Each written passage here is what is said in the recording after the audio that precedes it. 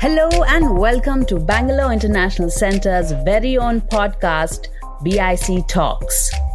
Bangalore International Centre is a platform for informed conversations, exchange of ideas, and a space for arts and culture. BIC Talks brings the essence of all that the physical space stands for and more to your doorstep.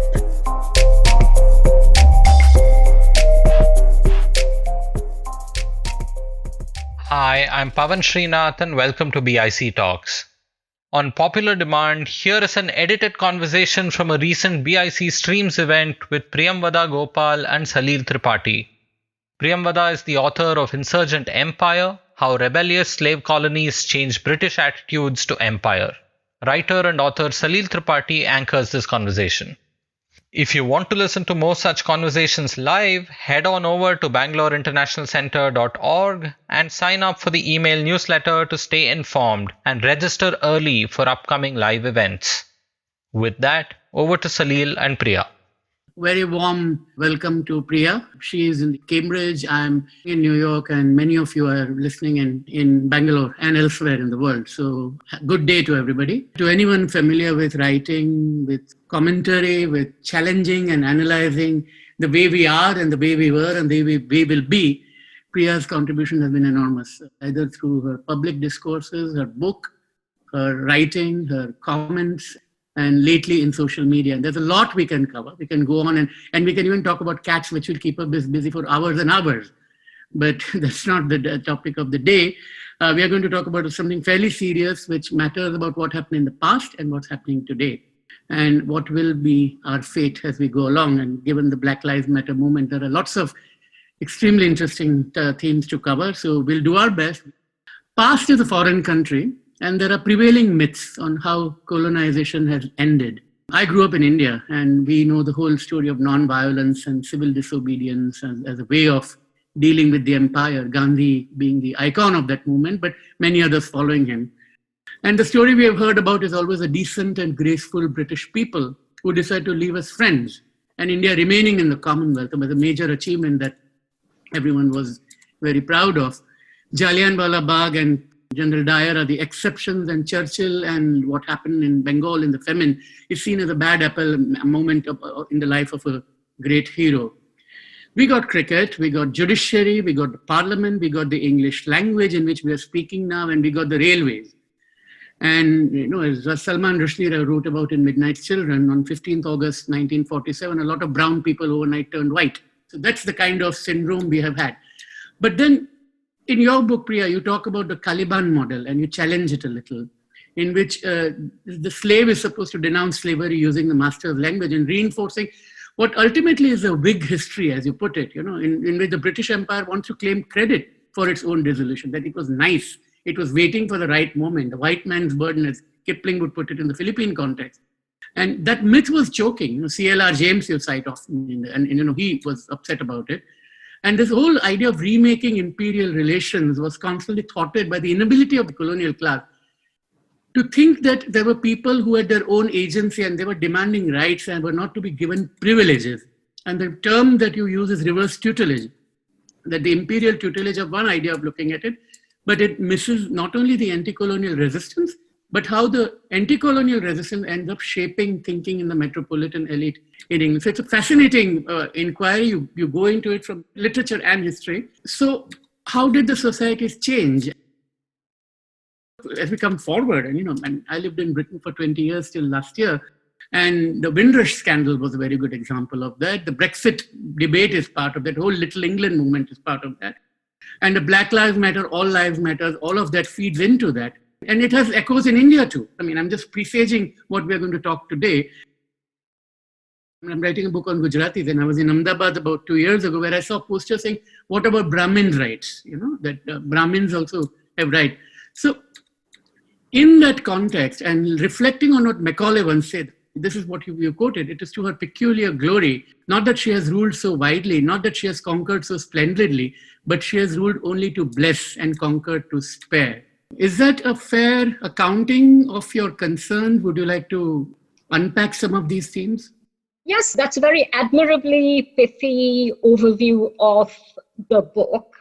I did want to challenge the mythology, which I think is very deeply rooted in Britain, but also in, I think, some of the former colonies, that the transition from colonial rule to post-colonial nationhood was relatively smooth, that it basically involved the transfer of power from one set of elites to another once the country was deemed ready to receive independence. This is very beloved, as you know, in the British context. The idea that empire was a kind of very thought-through, planned, benevolent enterprise, at the end of which colonies were given, and I use given in quotation marks, their independence because now they were ready to graduate, as it were, from empire school.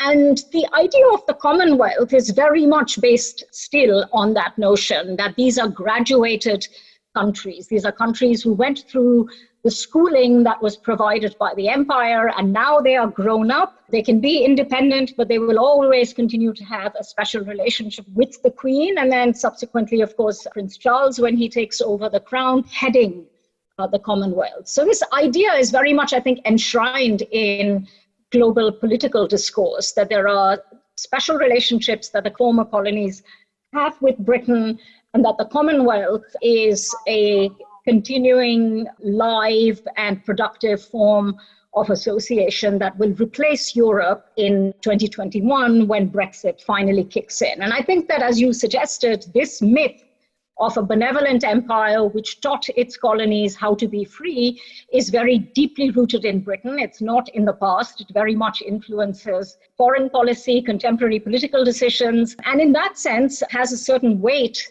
that does need to be challenged. And that was kind of the impetus in writing this book, is to kind of challenge that particular mythology, which continues to be operative. And there has been resistance, right? I mean, when you raise this point, people always say, yes, but these are the margins of history. I mean, this whole movement against statues that we see, people say, yes, but we have to look at the overall contribution, even if it's someone as despicable as this man Colston, whose statue was taken down in Bristol because he built schools and hospitals. I mean, it is his trust probably which did it and maintains it. But it's kind of this compensation of costs and benefit, balancing act, that still governs a lot. That yes, Dyer behaved badly, Churchill behaved badly, but we gave you the parliament. And you are messing it up now. That view around it, which is problematic. And of course, Macaulay, we keep going back to, his famous statement about one library in English is better than all the collective literatures of the world. And, creating this class of people who are brown and low, but babus, but who are going to administer the empire. So, and that still very much remains at the heart. And you do talk about the radical politics in Britain. I mean, Jeremy Corbyn, of course, comes into it, but even for Lord Fenner Brockway and the Labour Party from Keir Hardie's visit. But at the same time, when you talk about Hardie's visit and Ramsay MacDonald's visit, you talk about Aurobindo Ghosh being very skeptical of what the British elite can do. Can you tell me a bit more about that? It's important to understand that wherever you look, whether you look at Kenya or India or the Caribbean islands, the West Indies as we know them today, resistance to empire was always a very complicated picture. So there were always people who were kind of moderates, who kind of wanted to collaborate with the British but get a few rights. Large sections of the Indian National Congress were not necessarily anti-colonial in a radical sense. They wanted rights for Indian elites. They were fine with British rule. They wanted rights for Indian elites. But the Indian National Congress had both a right wing and a left wing, as well as a center. There were people who wanted to collaborate and have a kind of gentle reformist relationship with Britain. There were people, and Aurobindo Ghosh was one of them at one end, as was, of course, Tilak, who were much more against the empire itself. So, and the same thing you can see in places like Kenya. There are people, in fact, like Kenyatta, who were largely just reformists. They were kind of constitutional agitators. And then there were people who eventually became the Mau Mau movement, who were fed up with constitutional agitation, yielding very, very little, and decided to turn, as in that case, to guerrilla warfare, to resistance from the forests. So the map of dissidence on the question of empire, resistance to empire, is never a kind of monolithic picture. In India, I think we have more or less completely tied it up with Gandhi. And although, of course, Gandhi was a very central part of the story, he was not the only part of the story in India. The Congress itself had a lot of fractures on the question of how the empire could or should be resisted. But of course, there were people who were not in the Congress who sought either to take up more violent forms of insurgency. And there were, of course, also communists who were much more invested in labor rebellions, trade unions, workers' action. So I think what I wanted to partly begin to do in the book, which other historians have done, is to complicate the picture of resistance to empire and say it's never only one story. There are multiple stories in the question of resistance to the empire. And the other thing that you point to that I think was important to the book, just as India or Kenya were not homogeneous and single stories, the picture in Britain was also not homogeneous. You know, we think about Britain as represented by Churchill or represented by Disraeli in the 19th century. But any society, whether it's India today or Britain today, is not a kind of simple monolithic picture. There was a lot of dissent on the question of empire in Britain. Not everybody thought that the British Raj was a great thing.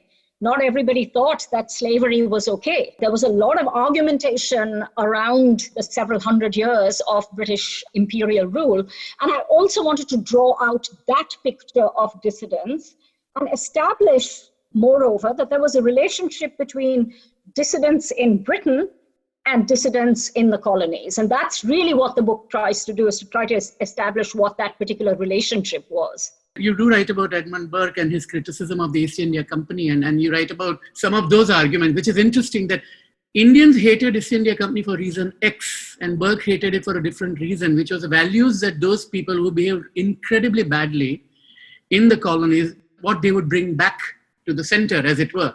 And I think that's very interesting that someone from a left perspective and someone from a right perspective both may have an opposition to what the company was doing in India, but starting points are different, though their end goal may be the same. I mean, that was very interesting that came through in the book. But I wanted to stay with the Gandhi and the India-Kenya, and I accept completely that, you know, there were many ways of going towards independence in the countries. But there is this idea of Indian exceptionalism because, you know, there is a Malayan. I lived in Singapore for some time, so I'm very familiar with what happened in Malayan insurgency in the 50s and the emergency rules that were imposed at that time. And we know South Africa, where Mandela starts out as a non-violent activist and then, of course, ends up defending violence, you know, in his famous speech at the time of the Rivonia trial. He says what he has to say. And then you have Mau Mau.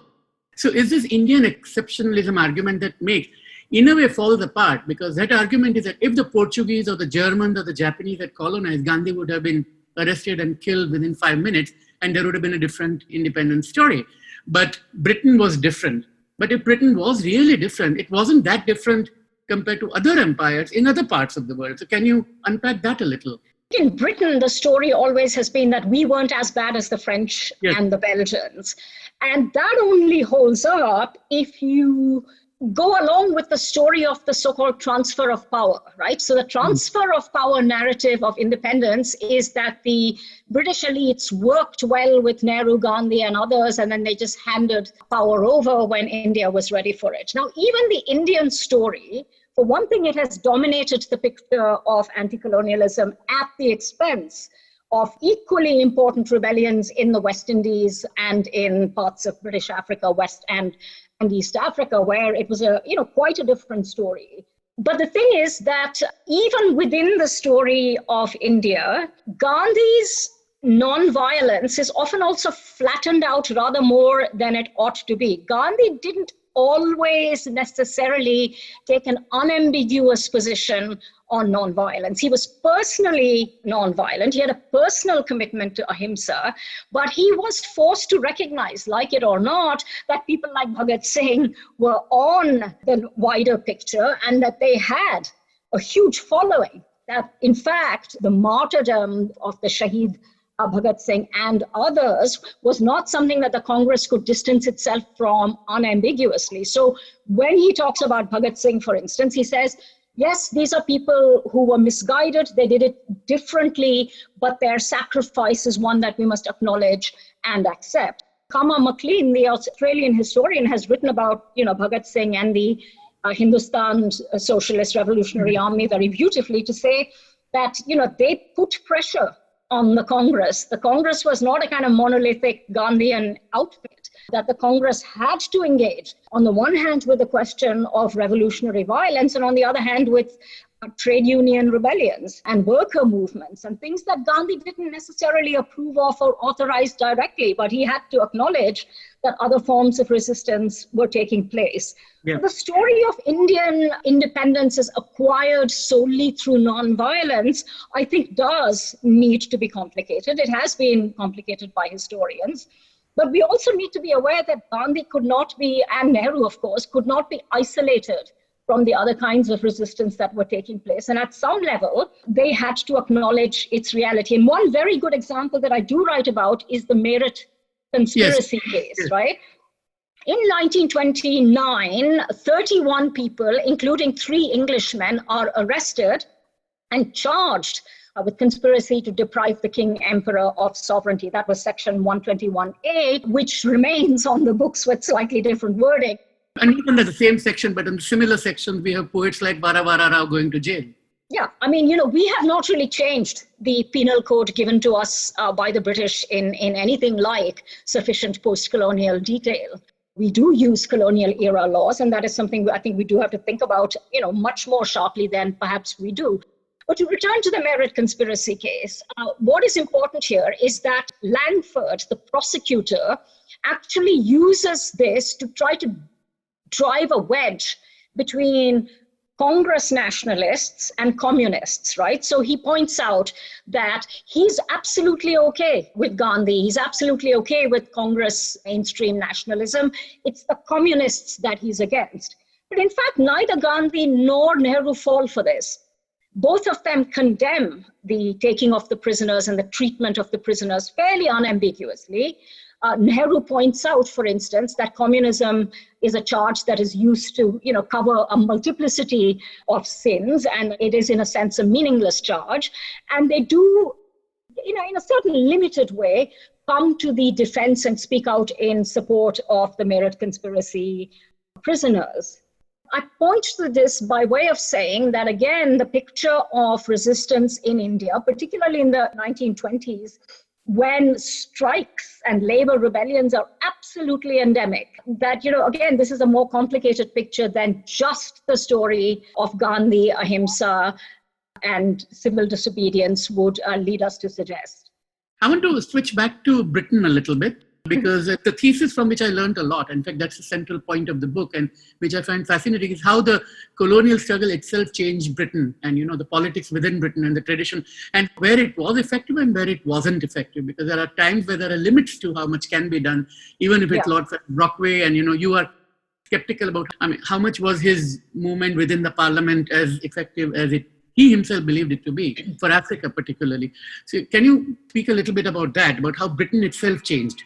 In Britain, the mythology that I talked about at the beginning of our discussion, that, empire was always a plan to give people their freedom, and then it was given when people were deemed ready for it. One of the things that mythology relies on is a kind of picture of a homogeneous Britain in which everybody was agreed on the question of empire.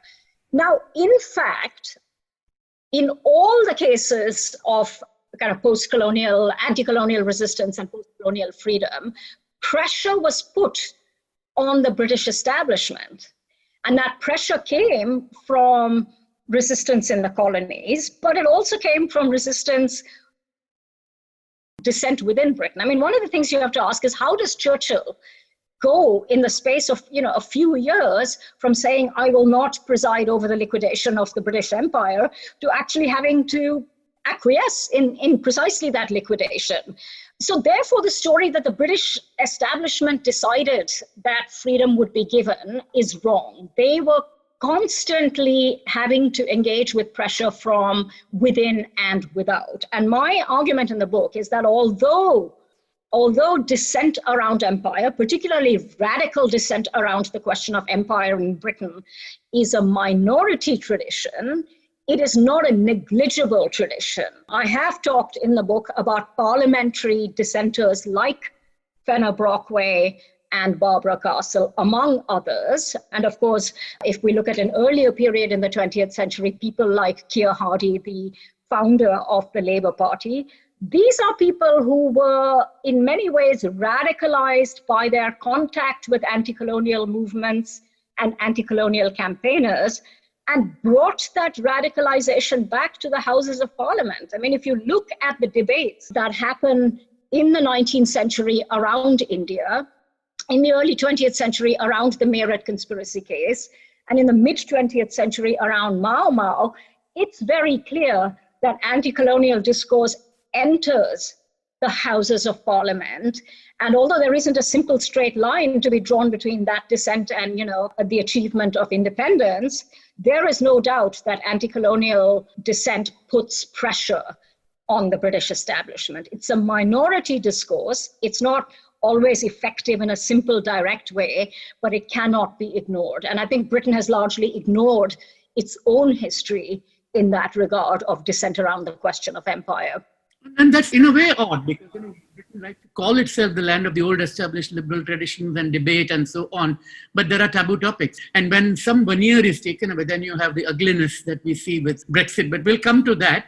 I want to talk about two Indians who were empire subjects and Indian who became part of the parliament. And if you can speak a little about that. When I lived in London, I remember passing through Finsbury Town Hall, where I used to see this blue plaque for Dadabhai Nauroji, of course, being, the first, what they would call black man. And in India, he would be called white because of his light skin and Parsi and all that kind of stuff. But, he was parliamentarian and also wrote that account of un-British empire, un-British values rather. And if we move forward by a couple decades or 3 decades later, then you have Shapurji Saklatwala, communist, and how he ends up being in this discourse and, his correspondence with Gandhi. So tell us those two stories. Yeah. I mean, it is interesting that the 3 earliest Indian MPs in Britain are of Parsi descent. So you have Nauroji, you also have Bhavnagri, who is, of course, a conservative and very pro-empire, but Nauroji is not. And then after Nauroji, you have Shapurji Saklatwala. Nauroji, of course, is fairly well known, partly because he's considered part of the Indian mainstream nationalist tradition as a kind of a forefather within the Congress formation. But you're quite right that what he had to say about British rule in India, and he collaborated with Digby, who was a British economist. Between them, they created what is still not sufficiently acknowledged, a picture of the economic devastation that India had to kind of undergo as a consequence of colonial rule, including, of course, terrible famines in the 19th century. Nauroji called it un-British rule. Now, part of what he was doing was he was appealing to the better side of British self-conceptions, that, our rule should be one of benevolence and prosperity. And he was saying, well, actually, that's not at all what British rule in India has been like. I would call it un-British rule. So he was kind of using the discourse of Britishness from within. Saklatwala is slightly different, and we don't know very much about him, and I think we should.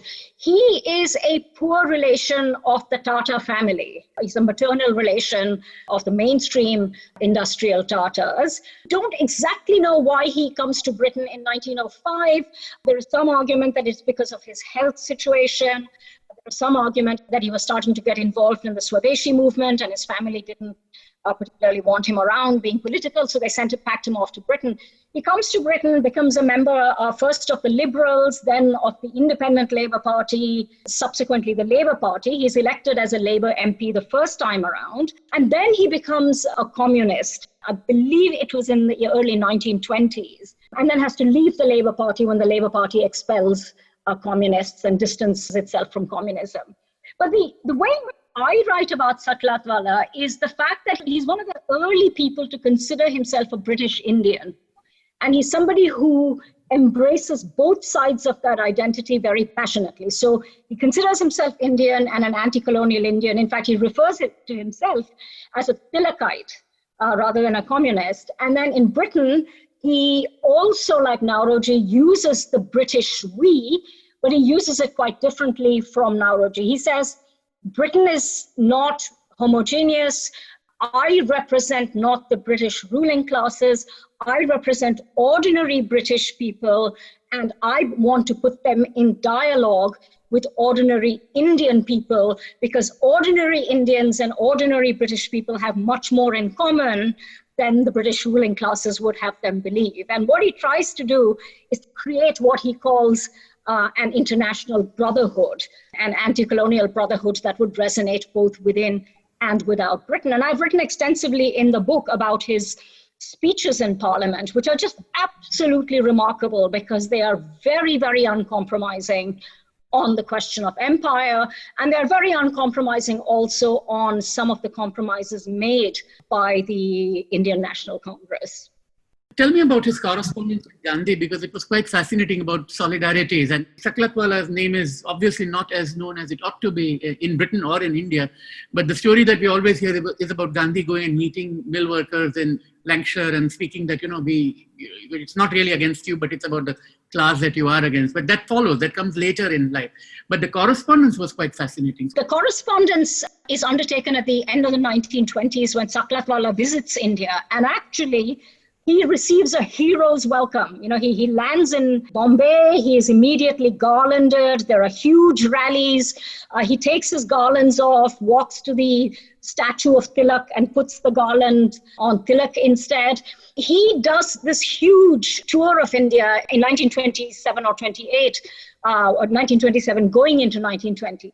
And at this point, he enters a correspondence with Gandhi, which is published in the Amrita Bazar Patrika.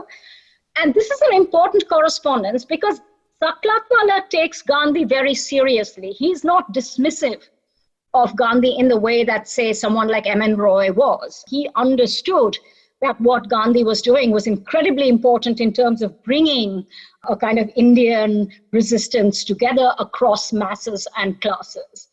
But his critique of Gandhi was that Gandhi was compromising far too much with capitalism, and that Gandhi did not see that the interests of capital and the interests of labor were often at variance, that workers' rights was not something capital was necessarily invested in. And he challenged Gandhi on this score. He also challenged Gandhi on what he saw, I think rightly, as Gandhi's own paternalism, his own tendency to, in a sense, allow a worship cult to form around him. Saklatwala spoke in defense of Ambedkar and Ambedkar's criticism of Gandhi as being kind of paternalist and benevolent towards, on the untouchable question, on the Dalit question. He tried to kind of urge Gandhi to be more radical on questions of class and caste, and also to be less of an icon, to, in a sense, democratize. And, Gandhi was a very clever rhetorician. He actually comes across as the winner in these debates. But I think that nonetheless, what Saklatwala had to say to Gandhi was important, and it's something that I think we should be cognizant of. Since you mentioned the left and communists here, I did want to ask about the international solidarity, because you speak about the Caribbean part. You talk about Claude McKay, and you talk about C.L.R. James and George Pedmore and folks like that. And you raised the question about how far the solidarities were possible and the kind of ties that were forged with the British left. I think in the prelude to the Second World War, I think you mentioned the Ethiopian conflict and all that, and you speak about colonial fascism, that, to try to wrest and then try to merge those two ideas together. On the international front, it's easiest to pick up from Meerut. One of the reasons I talk about Meerut is that Meerut was not only a controversy and scandal within India. What is important about Meerut is that it became a scandal within Britain. The treatment of the prisoners, the fact that these prisoners had been jailed for no apparent reason other than a kind of a thought crime, or for the kind of the sin of organizing labor or taking part in labor rebellions, it did cause a scandal back in Britain. I think it is important to understand that 1917 and the successful Bolshevik Revolution in 1917 absolutely galvanized anti-colonialists across the world, which is why in the 1920s and 1930s, you start to see the emergence of much more radical varieties of anti-colonialism and much more of a sense that anti-colonialism has to be organized across nations, that people need to make alliances, international and transnational alliances, because that is something that comes out of the Bolshevik Revolution and the kind of theorizing of the importance of revolution as an international force. So Meerut becomes one of the flashpoints in which there is a fair amount of organizing within Britain itself on behalf of the prisoners. There is a very self-conscious attempt, not just in Britain, but in Europe and in America, to create radical alliances, committees for the support of the Meerut prisoners, an organized movement. And this is the point from which you also start to have the formation of another grouping we don't know very much about and ought to know more about, which is the League Against Imperialism, which is formed at the end of the 1920s. And actually, Nehru was a part of the League Against Imperialism for a short while. And this was, again, a self-conscious attempt to bring together anti-colonial struggles in Africa, in the Caribbean, in Latin America, and in South Asia together.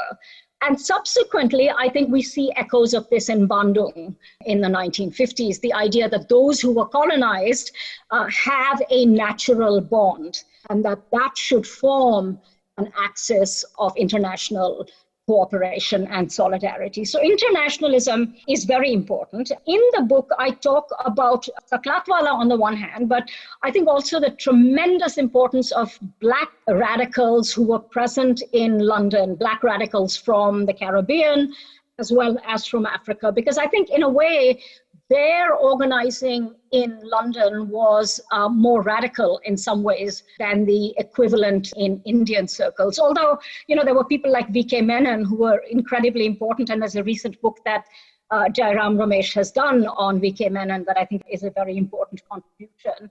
This is a picture where there is not only a question of alliances between the British left and the left in India or the left in Africa, but also Afro-Asian alliances, the importance of African and Asian colonies coming together to fight colonialism. You take the story forward, of course, but we know more recent examples are, of course, Rhodesia and Zimbabwe and struggle against South Africa, and how the anti-apartheid movement, London in a way was propping up the system and benefiting from it, particularly towards the later part, in the Thatcher years, and almost reluctantly imposing certain sanctions that needed to be sanctioned. And at the same time, you had a lot of incredibly admirable British politicians, who were part of the anti-apartheid movement. And it goes on. Today, when we look at the whole Palestinian situation, it's similar, that you do have certain amount of radical support. So that's a point very well made. I wanted to go back to the whole notion of a benevolent and benign commonwealth, because, in a way, you cannot disaggregate class from race here. Here's how I would put it, that if we were to look at slavery as a manifestation of that, and Britain loves to take credit about, Wilberforce and all of that, and how we were the first to get rid of it, and, this movement about getting rid of the Clive statue, someone said that we should have Wilberforce there instead, which was a nice idea. I'd mentioned Dadabhai Nauroji, and there are all kinds of interesting ideas coming, who could be there instead, I'm not suggesting it should be Gandhi or Mandela by any means, but there is that part to it which becomes interesting. But whether we look at what we used to call the Girmitia pattern, the indentured labor that followed, which was a way of contractualizing the same relationship later in Caribbean, in Fiji, in Southeast Asia.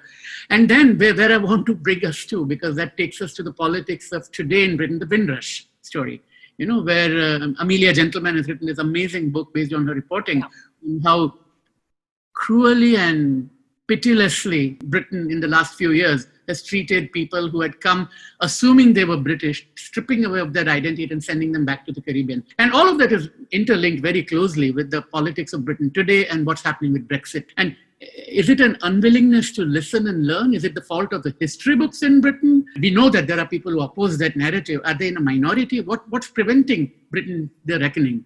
One thing is that in relation to the question of immigration and the question of citizenship, it is very clear that Britain has never come to terms with the contradiction at the heart of the empire, right? That up until about 1947, and in fact, well into the 1960s, many peoples in Africa and Asia were British subjects, right? So you have spent 300 years or more telling people you are British subjects.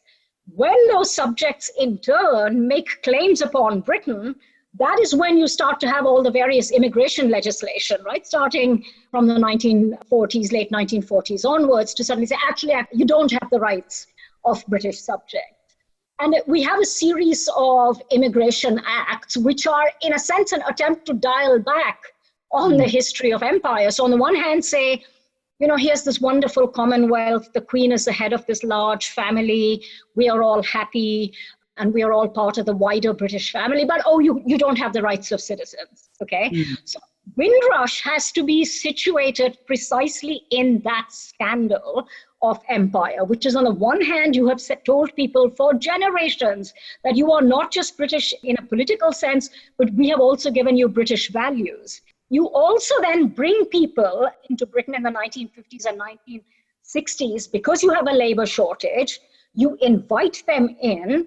And then now that you're playing race against class, you suddenly decide that they're not citizens, right? This is only possible if you have a deliberate omission of the history of empire, not just in the schools or teaching, which of course there clearly is, but also in political discourse. All of a sudden you pretend that empire didn't happen, that you didn't really, say that people in the West Indies were British subjects, or you didn't really ask them to come here, fill the labor shortages. So I think there's a great deal of lying and selective mythologizing around empire. Empire in Britain is a movable feast, right? So politicians can go in one breath from saying, oh, we must all be proud of empire. It was such a wonderful thing. It has all brought us together in the Commonwealth of Families. To, in the very next breath, saying it was all in the past, stop talking about it, right? So this is weird thing where you're supposed to take pride in it, but also absolutely refuse to apologize. And so I think that Windrush is a good example of a kind of very, very selective remembering of empire, as well as a kind of great deal of contradictory misuse of the history of empire. That's a very good phrase, selective remembering, because that's at the heart of this. Just an observation, we talk about permanent residency in a country, and everyone says that I'm a permanent resident in England or Britain. But we all know that the term they use is a very, very loaded term. It's called indefinite leave to remain. It's a privilege and not a right. Now things have changed because of the situation in Hong Kong.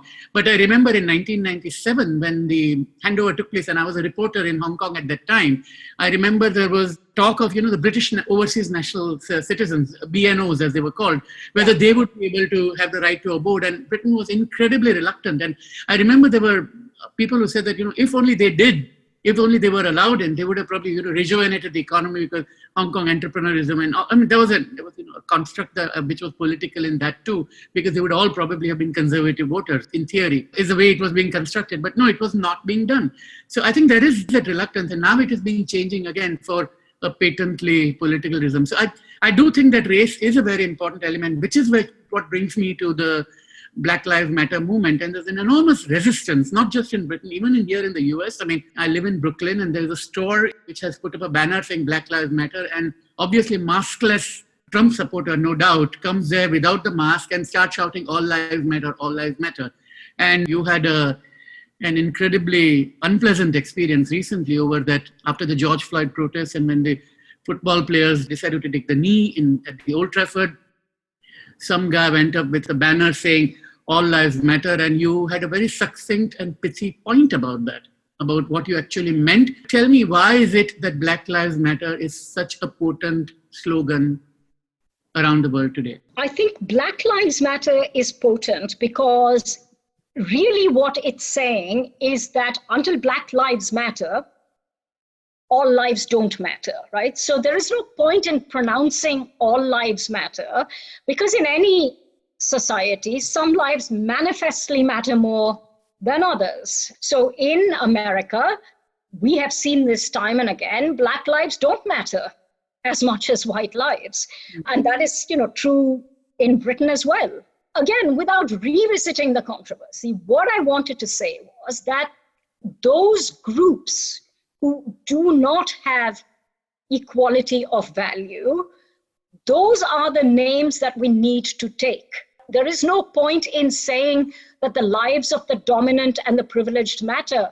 They do matter. So that's already a fact. So there is no need to say that. Today, we say Black Lives Matter in contexts like the US and Britain because Black lives don't matter. Shouting that all lives matter is simply an untruth because as things stand, all lives don't matter. So in any context, and I did try to explain this, that in the equivalent in India, when it comes to caste, it is important to say Dalit lives matter because we are not yet in a situation where Dalit lives are given the same kind of value. Such a phrase only makes sense in relation to a group who are marginalized, whose lives are treated as not mattering. So therefore saying white lives matter and all lives matter, at best it's disingenuous and at worst it's racist because it's actually trying to deny the claims made by Black people to equality. And this is a good moment to say that the book talks about the fact that from the very day that slavery began, slaves resisted their condition. Slaves were always saying, Black lives matter. And this is one reason I would slightly oppose replacing Colston with Wilberforce, because part of what I'm trying to say in the book is ordinary people, whether in India or whether in the West Indies, whether they were colonial subjects or whether they were slaves, ordinary people had a role to play in the story of freedom. There's a way in which I would say, well, if we are going to put another statue, then it should be to the unknown slave rebel. Right. Because slaves did rebel. We don't know their names. They are lost to history. I mean, Black lives didn't matter to the point where Black lives were just thrown overboard from slave ships. Mm-hmm. Even the name was not noted down. They were just merchandise and they were thrown. So I think that in a way, maybe bringing Black Lives Matter together with a homage to the unknown slave, I think that might be a more significant kind of point to make in the context of Black Lives Matter. Yeah, and it's a very powerful symbol because, we do honor unknown soldiers. I mean, we don't equate every martyred soldier in one individual by the name. So that's a very strong point indeed. I want to pick on one of the more unpleasant aspects within India too, which is that a lot of Indians are very prompt to say that, yes, Black Lives Matter, particularly in the progressive circles and all that, but never examine how they look at the relationship that India has with the Black community, which visits India as students from Africa, whether it is in Pune or Delhi or Mumbai, or people who end up living in India because, they have chosen to do that. I do know people from Africa and the Caribbean world who are Black who have had incredibly unpleasant experiences, the lives they've lived in India. And at the same time, the rhetoric of the government is, of course, that, Bandung spirit and non-alignment and Afro-Asian solidarity. So there is, of course, an elite-driven hypocrisy there. And what is at the base of it? I mean, its color is certainly, but it's ultimately it comes to Varna and caste, isn't it? It's a lot of things. I mean, let me talk about two. One is that, I have written in the book about how Britain has forgotten both the history of the empire and its own history of dissent around empire.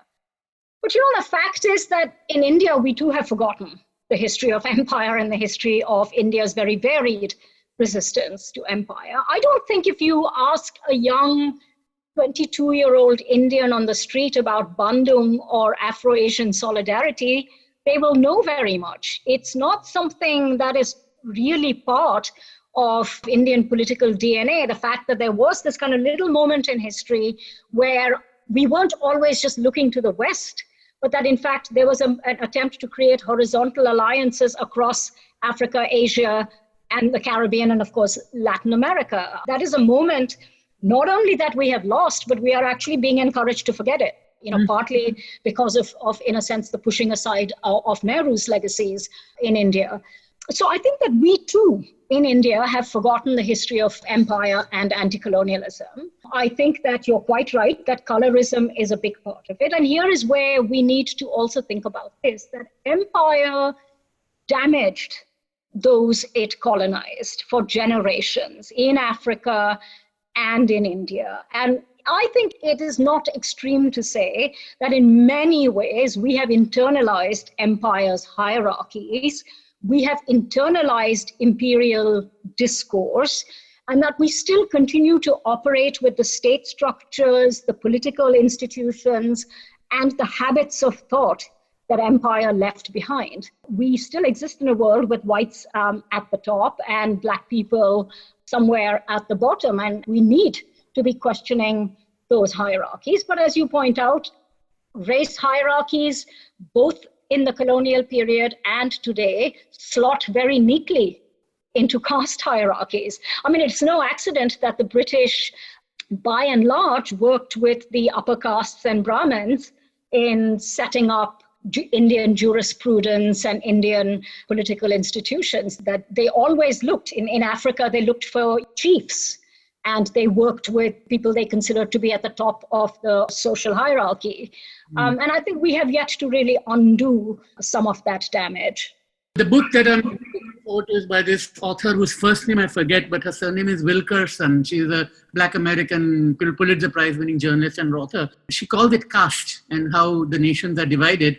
And she writes about Nazi Germany, India, and America. And it's out in a week or so. So I'm looking, it'll be quite interesting. She also wrote the book Warmth of the Darker Sun. I think that was the title, about the Blacks who left the slave states in America to move to the North, and the movement which started in 1870s and up to 1950s, and how that transformed northern societies. I'm quite looking forward to that, and it's kind of really trying to bridge these things together. One final question is, looking ahead, Black Lives Matter is obviously changing political discourse. Do you feel optimistic? Do you feel positive that all this will lead to the kind of reckoning, re-examining our histories, re-examining our privileges, re-examining our constructs and narratives that we have taken for granted? Or will we be having similar discussions a few years from now? I think the answer, Salil, is both. I think certainly where I sit, which is a relatively privileged university position, I am seeing discourse shift. I am seeing a greater willingness, certainly in some quarters, to talk about race, to talk about the history of empire, to talk about racism. That said, I think that people who want to talk about race equality or caste equality or labor right or the rights of people in Kashmir, they are up against the workings of power. And power, whether in Trump's America or in India today or in Brexit Britain, does have the tendency to be fairly ruthless. And I am not sanguine about what may happen to dissenters in Trump's America any more than I am sanguine about what is happening to dissenters in India today. I do think that there is a great price increasingly to be paid for speaking up, and in Britain as well. And I would not want to say, well, more Black people or more Dalits should die so that we can all change. I do think that we are asking people to pay a very huge price for revisiting things that we should have actually, frankly, understood and practiced a long time ago. So I'm a combination of very glad that these discussions are happening. I very much hope that there will be equivalent discussions in India. We should have a Dalit Lives Matter movement led by Dalits, and we should be listening to what they have to tell us about what it means to be Dalit or not upper caste in India today. It is impossible for anyone who is sentient not to be aware of the price that people are having to pay for doing these things. Speaking truth to power is always difficult. It's not easy. You've been doing it, and keep at it. And we must. And you. Thank you. I cannot thank Salil and Priyamvada enough for joining us live on BIC Streams, and I'm happy to present this excerpt from their discussion on the BIC Talks podcast. For the full discussion, including Q&A, visit the Bangalore International Center YouTube channel. Thank you for listening in till the end. Please share this episode with a friend on social media, WhatsApp, or anywhere else. It would mean the world to us. And in case you're listening via iTunes or Apple Podcasts, please leave us a rating and a review. Subscribe to BIC Talks on email or your favorite podcast app, and don't miss out on future episodes. This episode of BIC Talks has Gaurav Krishna as our sound engineer, with support from S. Sarvanaraj and Lekha Naidu. And the accompanying episode artwork was made by Chandni Venkataraman. Thank you for listening to this episode of BIC Talks. This podcast can be accessed on our website, bangaloreinternationalcentre.org, as well as on any of your favorite podcast platforms. Tune in for new episodes every week, and do subscribe to our YouTube channel and follow our Facebook, Twitter, and Instagram pages to stay informed on our latest updates.